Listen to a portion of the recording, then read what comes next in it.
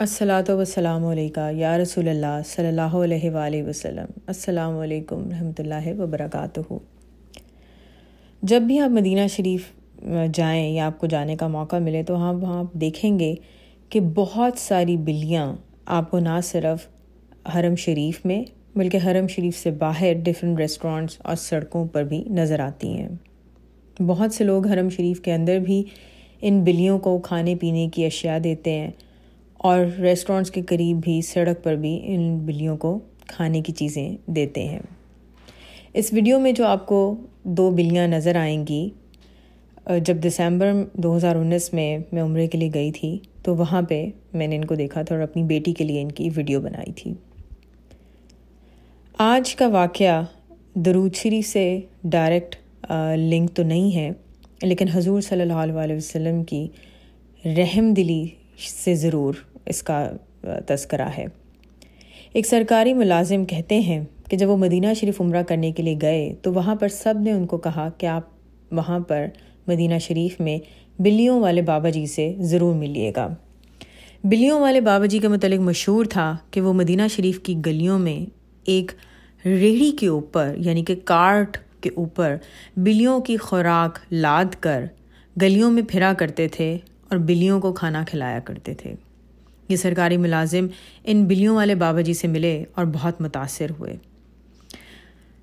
پاکستان واپس آئے تو یہ کوئٹہ میں رہتے تھے۔ سردیوں میں کوئٹہ میں بہت شدید ٹھنڈ ہوتی ہے، درجہ حرارت یعنی ٹمپریچر -10 تک بھی جاتا ہے۔ وہ صاحب کہتے ہیں کہ ایک دن جب اپنی جاب سے واپس آئے تو انہیں لگا کہ گھر کے باہر ایک درخت کے نیچے ایک بلی اور اس کے کچھ بچے موجود ہیں۔ اس دن کوئٹہ میں کافی سردی تھی، درجہ حرارت تقریباً -10 تھا۔ گھر داخل ہوئے تو بیگم نے کہا کہ کھانا کھا لیں، لیکن ان صاحب کو اس بلی اور اس کے بچوں کا خیال آ رہا تھا جو شدید سردی میں کانپ رہے تھے۔ ان صاحب نے اپنے ملازم کی مدد سے ایک کپڑا لیا، پہلے بلی کو پکڑا اور پھر اس کے بچوں کو پکڑا اور انہیں ایک لکڑی کے ڈبے میں ڈال کر گھر کے اندر لے آئے۔ بلی اور اس کے بچے شدید سردی سے کانپ رہے تھے۔ انہوں نے ان کے اوپر کمبل ڈالا، ایک ہیٹر کے سامنے انہیں رکھا اور کھانے کو دودھ اور روٹی دی۔ کچھ دیر بعد ہی بلی اور اس کے بچے بہتر ہو گئے اور ادھر ادھر پھرنا شروع ہو گئے۔ بلی کی طرف سے جو فکر کم ہوئی تو اطمینان سے پھر کھانا کھایا اور سو گئے۔ خواب میں کیا دیکھتے ہیں کہ حضور صلی اللہ علیہ وسلم تشریف لائے ہیں اور ان صاحب سے فرماتے ہیں کہ اپنے وہ ہاتھ لاؤ کہ جن سے تم نے بلی اور اس کے بچوں کو شدید سردی سے بچایا۔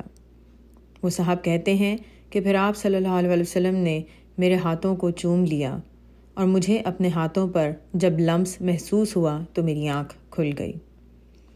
اس واقعے سے ہمیں یہ سبق ملتا ہے کہ ہمیں بحیثیت انسان جانوروں کے ساتھ بہت زیادہ رحم دلی سے پیش آنا چاہیے۔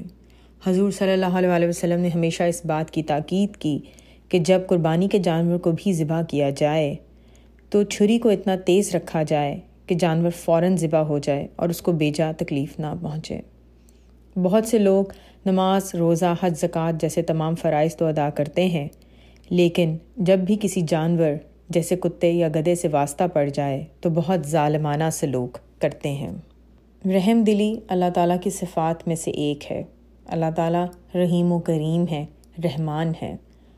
اسی طرح حضور صلی اللہ علیہ وسلم نے ہمیشہ رحم دلی کو اپنایا۔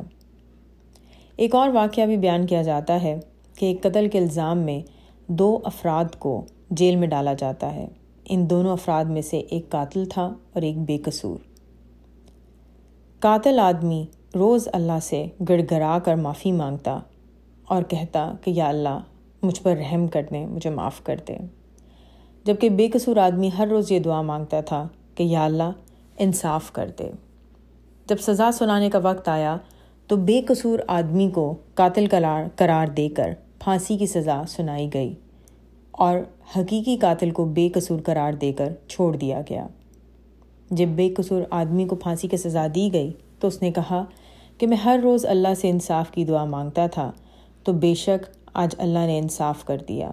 دوسرے آدمی کے پوچھنے پر اس نے بتایا کہ ایک دن میں ندی کے کنارے بیٹھا ہوا تھا، میں نے ایک کیڑے کو پانی میں ڈوبتے ہوئے دیکھا۔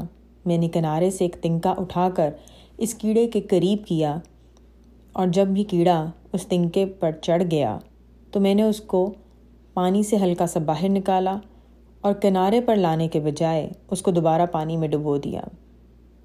جب وہ کیڑا دوبارہ پانی میں ڈوبنے لگا تو میں نے پھر تنکا اس کے قریب کیا، کیڑے کو تنکے پر چڑھنے دیا، اور جیسے ہی وہ پانی سے تھوڑا باہر نکلا دوبارہ پانی میں اس کو ڈبو دیا۔ اسی طرح میں اس کیڑے کے ساتھ مسلسل یہ کھیل کھیلتا رہا، اور آخر کار وہ کیڑا پانی میں ڈوب کر مر گیا۔ اب مجھے یاد آتا ہے کہ میں ہر وقت اللہ سے انصاف کی دعا مانگتا تھا، تو آج میرے رب نے انصاف کیا ہے اور مجھے یہ سزا ملی ہے، جبکہ تم قتل کرنے کے باوجود پچھتاتے تھے، اللہ سے معافی مانگتے تھے اور رحم کی دعا مانگتے تھے۔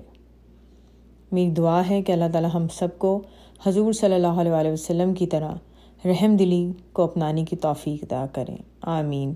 السلام علیکم رحمۃ اللہ وبرکاتہ۔